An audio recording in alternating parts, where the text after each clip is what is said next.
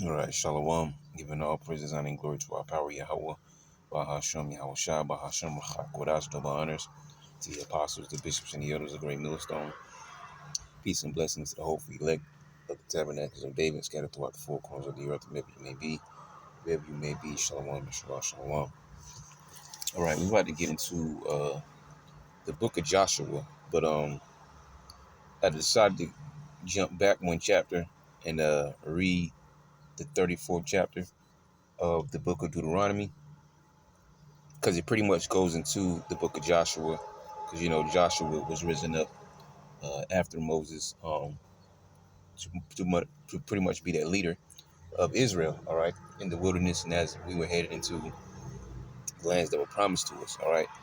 And if you look and read back, earlier on, you'll see that Joshua, became, pretty much Moses, kind of like his right hand man. He was always close to Moses, even when he was up on the mount, when he was up, in the Lord's chariot. Joshua wasn't exactly there, obviously inside the chariot and there with him, but he was close by. As a matter of fact, let me push this in because I believe it's around this time period where it says they rose up to play. Here it is right there.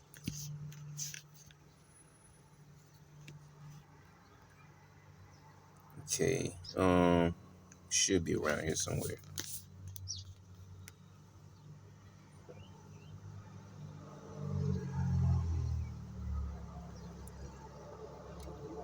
Let's see, it might be a little bit further down because I think it's right after this portion here, if I'm correct. Let's see, read down a little bit. So Exodus 32:6, and they rose up early on the morrow and offered burnt offerings and brought peace offerings. And the people sat down to eat and to drink and rose up to play. All right, meaning what? It says they rose up to play. All right, tazachach. All right, if I'm correct, that was the word. All right, it says to laugh, to mock, to play, to jest. All right, to sport. All right, basically to jack around, just like you see our people doing today. All right, troubles on the horizon. Okay, you see what's happening. Within the both kingdoms. Right, northern and southern kingdom. All right, as of right now, things are more secretively, okay? But in a minute, the devil is going to open up and there's going to be no more doing things in secret or trying to pull the wool over people's eyes. He's just going to do, all right, and show you that he is the devil that the Bible spoke of him to be. Well, let's keep going. It says, and Yahweh said unto Moses, go get thee down, for thy people which thou broughtest out of the land of Egypt have corrupted themselves. They have turned aside quickly out of the way which I commanded them. They have made them a molten calf, and have worshipped it, and have sacrificed their unto, and said, these be thy gods. All right. So it says, O Israel, which have brought thee up out of the land of Egypt, which is crazy because they knew it was the Lord, and they even seen the chariot and everything. All right. They saw enough, all right, to know for a fact, but then you still worship an idol, and that's a man. You can definitely apply that to our people in the church today, all right? Because you can't tell them nothing about their sweet Jesus, right? Or Allah, them too. But they're number two. The number one, they're the runner up. The number two is Allah, but number one is always Jesus the Christ, man. But that's no different back then, all right? They just worship the golden calf, which is something that they pretty sure they picked up from living amongst those Egyptians, man. All right. So it says, and Yahweh said unto Moses, I have seen this people, and behold, it is a stiff-necked people.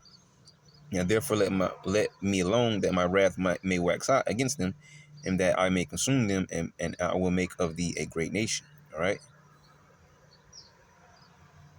So this is not the point. I know because he said, oh, here it is. Yep. See, I knew it was in this chapter because I remember that portion about the rose of the place. So here it is. Exodus 32:17. And when Joshua heard the noise of the people, as they shouted, because he was coming back down. All right, it just shows to show you that Joshua, he was always close by, but he couldn't do exactly what Moses could do. All right, and Moses turned and went down from the mount, and the two tables of the testimony were in his hand. So after he came back down out of the Lord's chariot, all right, the tables were written on both their sides. On the one side and on the other were they written, and the tables were the work of the Most High Power, and the writing was the writing of the power graven upon the tables.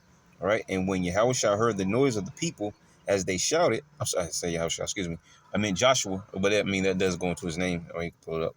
So like, yeah. Okay, so it goes into the same name as the Lord right here, lit up, Yahweh Shai, because he became the that deliverer after Moses, really, because Moses delivered them from out of the Egyptian captivity, and then Joshua delivered them into the lands. All right, but that was under military campaigns. Okay, because he became the leader after Moses or whatnot. All right, so there you go, Yahweh Shai, he is salvation, or he saves, he delivers. So it says, and when Joshua heard the noise of the people as they shouted, he said unto Moses, there is a noise of war in the camp. All right.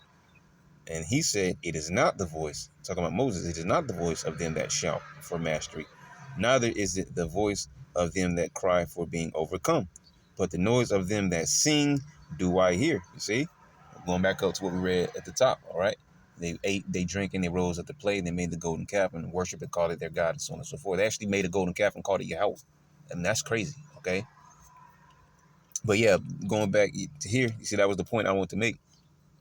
Joshua wasn't down there with the people. He was probably at some point, I don't know, maybe, there was like a slight mountain and then the Lord's chariot at the top, and he was somewhere up the mountain, but he wasn't obviously at the peak of the mountain, and he definitely wasn't in the chariot. But the point I was making is that he was somewhere nearby. Okay.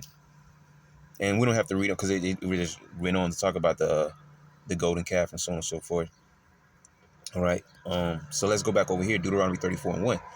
And we're just reading this for a back, not even really back history, because obviously it's more than that, but it's just because it leads into Joshua, the first chapter. So it says, and Moses went up from the plains of Moab unto the mountain of Nebo, to the top of Pisgah, that is over against Jericho. All right. And if you're not familiar with where Moab is, their lands is on the east of the Jordan River. Okay. And you just have to pull up a map, all right, to pinpoint exactly where it is. Okay. So it says that is over against Jericho, and Yahweh shewed him all the land of Gilead unto Dan. All right. So Moses got to see, the land that we were about to come into. And all Naphtali, and the land of Ephraim, and Manasseh, and all the land of Judah unto the utmost sea. Okay, which is obviously the Mediterranean, because Mediterranean would be going to the western part. If you look and kind of pinpoint where we were on the map at this point, it had to be talking about the Mediterranean Sea. All right, but I could be wrong. It says, in all Naphtali, and the land of Ephraim and Manasseh, and all the land of Judah unto the utmost sea.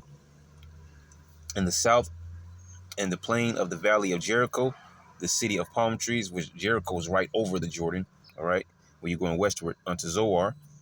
And Yahweh said unto him, this is the land which I swear unto Abraham, unto Isaac, and unto Jacob, saying, I will give it unto thy seed.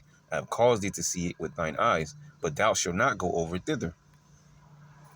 So Moses, the servant of Yahweh, died there in the land of Moab, according to the word of Yahweh. Okay, and I'm pretty sure, that was hurtful, but the Lord has his reasons, right? And he's stern about his word. It says, and he buried him in a valley in the land of Moab, over against Beth Peor, but no man knoweth of his sepulchre unto this day. And that's a beautiful thing, because Esau is known for being tomb raiders. They made movies, Tomb Raiders, all right, or what's the other one?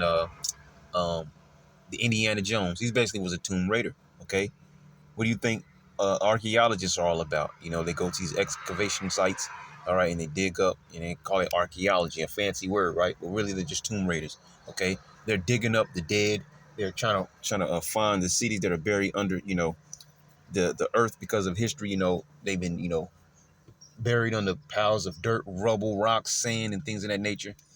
And then they'll find a tomb. Oh, this is such and such a tomb, and we're gonna open up his sarcophagus, and because they're just a lot of times in the quest for gold and valuables and things of that nature. But the point remains, they're tomb raiders. It says, and Moses was 120 years old when he died. His eye was not dim, nor his natural force abated. Right, because the Spirit was dealing with him. Okay, he kept Moses, in his right mind. It kept him feeling very youthful. Okay, and also when you think about the journey, he needed both of those things, because on top of that, he was the leader, right? And the children of Israel wept for Moses in the plains of Moab 30 days. So the days of weeping and mourning for Moses were ended. And that's in line with most biblical times, right? The time of mourning is a month. After a month has passed over, all right, it's time to get on with life, because You can't do nothing for the dead, and the dead can't do anything for you. All right, and so on and so forth. All right. So it says, and Joshua, the son of Nun, was full of the Spirit. I never went into his father's name. Let's go into Nun. Nawan, which means fish or posterity. Hmm. Father of Joshua, the successor of Moses. Continue to increase, propagate. All right, so nothing too interesting there. So it says, and Joshua, the son of Nun, was full of the spirit of wisdom, for Moses had laid his hands upon him. And that's a natural thing. Like, in the ancient times, you see the men of the Lord, especially amongst the patriarchs. Or a perfect example with Jacob, all right? Jacob blessed Manasseh, Ephraim, all right? Or he'll do things. But the general point is that you will see a natural thing, because even with Isaac, how he blessed Jacob and Esau, right? Not to really, because it's in the scriptures, all right, to balance it out. But the point is that before our forefathers were dying, they would send a blessing, all right? Give a blessing, okay? So that was a natural thing in the ancient days. And it's sort of like what people do today with the will. It's not exactly laying hands and, maybe sending up a prayer and giving up a blessing, but it's still a blessing. If you leave somebody a mansion and, I don't know, $500,000 or, $2 million or something like that, it's still a blessing. So you get the point. So it says, and Joshua the son of Nun was full of the spirit of wisdom, for Moses had laid his hands upon him, and the children of Israel hearkened unto him, and did as Yahweh commanded Moses. And there arose not a prophet since in Israel. And remember, when you go to Deuteronomy 18, it says that there was be someone raised up like unto me, all right, a great deliverer, which was Yahweh prophesied about. But let's keep going. It says, like unto Moses, whom Yahweh knew face to face. You see, because he obviously dealt with Yahushua, all right? So it says, in all the signs and the wonders which Yahweh sent him to do in the land of Egypt to Pharaoh and to all his servants and to all his land, and in all that mighty hand and in all the great terror which Moses shewed in the sight of all Israel. Because remember, he gave him the staff, and he said, I think at one point, I believe it was when he was parting the sea, but anyways, the point being, he gave him the staff, he gave him the power to do things, all right? So it's like, hey, get it done, all right? But yeah, so that was pretty much, like I said, it was a short chapter. Joshua chapter 1 is also a short chapter, so we'll be able to run through it quick. So we'll leave it at that. Lord willing, you edify to next time. I'm going to say shalom.